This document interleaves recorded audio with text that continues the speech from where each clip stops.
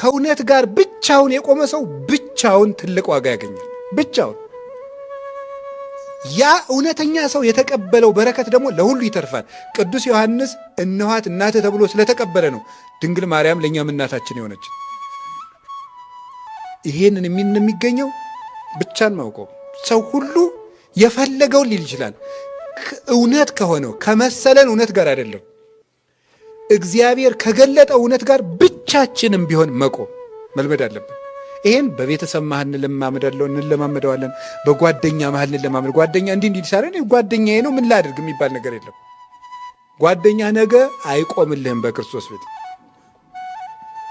አመኢታ ድህን ወለታ ዋመታ ገብ ምድር ማይጸንታ። ምድር አደራዋን በመለሰች ጊዜ ያን ጊዜ እናትም ልጇን አታድንም። ጓደኛ አይደለም ጓደኛ እንዲህ አድርጎኝ ጓደኛዬን እንዳይከፋው ብዬ አይባልም።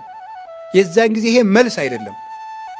ብቻን መቆም ከማን ጋር ንገሩኝ እንጂ እና ብቸኝነትን ደግሞ እንደ ደስታ ቆጥሮ ምን ማድረግ ነው? ማመስገን